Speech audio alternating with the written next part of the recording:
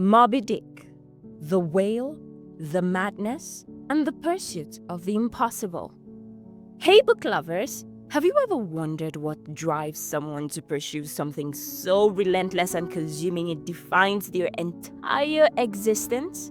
In Moby-Dick, Herman Melville introduces us to Captain Ahab, a man whose obsession with the great white whale doesn't just drive the plot, it embodies the deep, unsettling forces within the human spirit.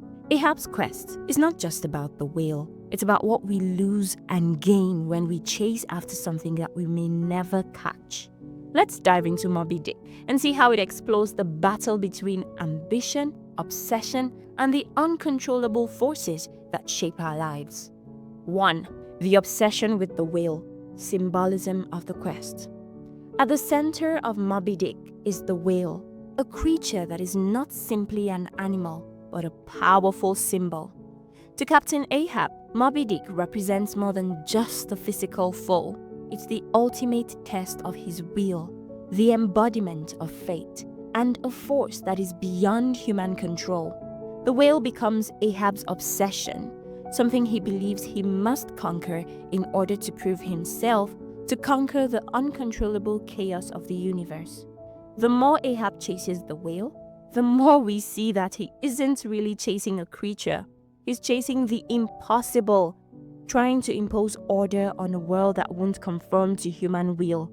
This journey reveals a deep truth. When we focus all our energy on something we can never attain, we risk losing everything else. The whale symbolizes the gap between the ideal and the real, between what we long for and what is actually possible. In this sense, it's a metaphor for any unreachable dream, desire, or ambition that drives us forward, even as it destroys us from within. The madness of obsession, Ahab's downfall.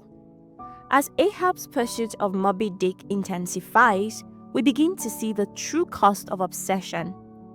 Ahab is a man consumed by a singular purpose, to destroy the whale that took his leg.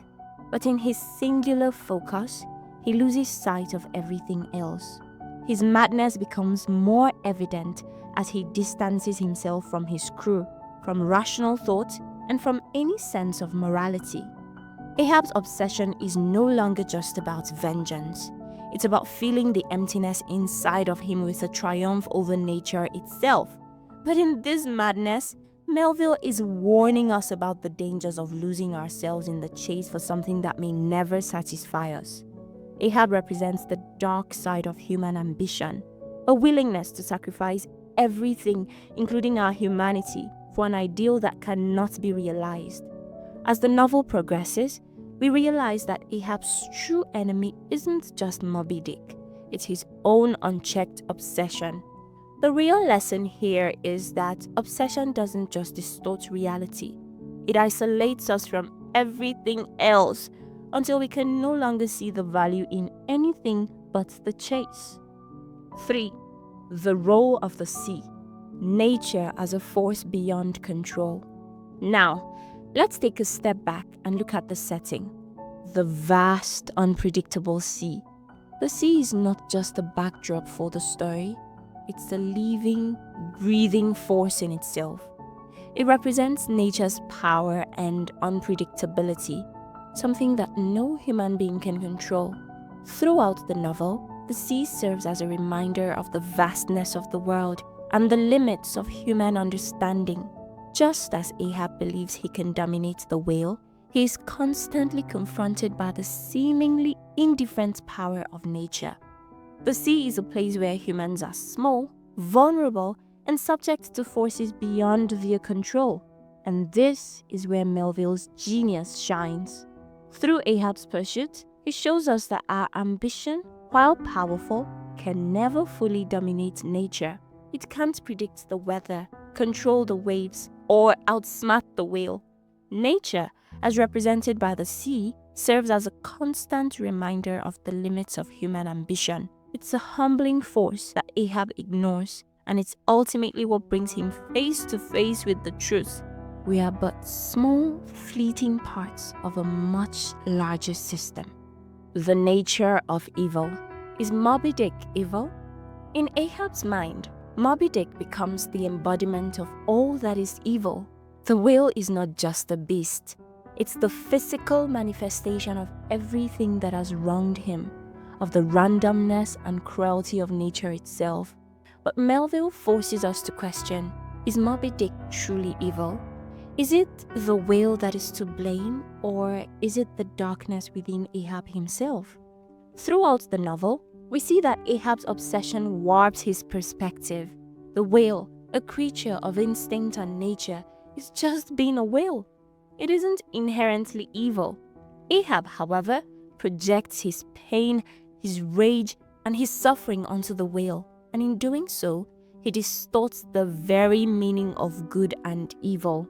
What Melville is suggesting here is that evil is not always a clear-cut concept. Sometimes it's the way we interpret events and perceive others that shapes what we believe to be evil.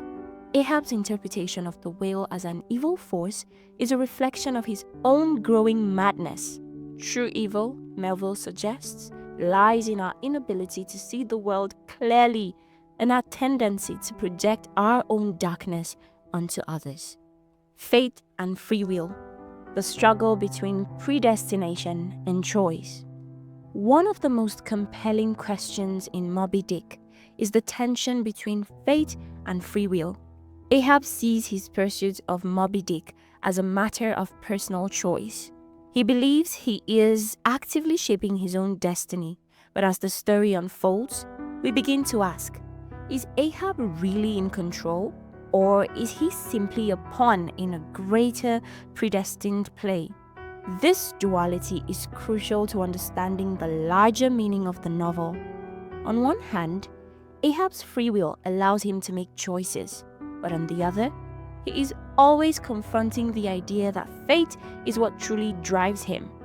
Ahab himself seems to acknowledge that his fate is inescapable, even as he defies it with every step. This struggle between choosing to act and being forced by circumstances reflects the human condition. Are we masters of our own fate, or are we just actors in a play written long before we arrived on stage? In Ahab's case, his refusal to accept fate and his determination to impose his will on the world leads him to destruction. The novel suggests that the illusion of control can be a dangerous thing. Sometimes, fate is something we can't escape, no matter how hard we try. 6. Ishmael's role, the observer who sees beyond Ahab. Finally, let's talk about Ishmael, the narrator. Unlike Ahab, Ishmael is not consumed by obsession. He is the observer. He gives us a balance to Ahab's madness, offering a diverse range of perspectives throughout the novel. Where Ahab sees the whale as the embodiment of evil, Ishmael sees it as a part of the natural world, something to be understood rather than conquered. Ishmael represents a more philosophical, reflective view of journey. His presence in the story allows us to step back and see things from a neutral perspective.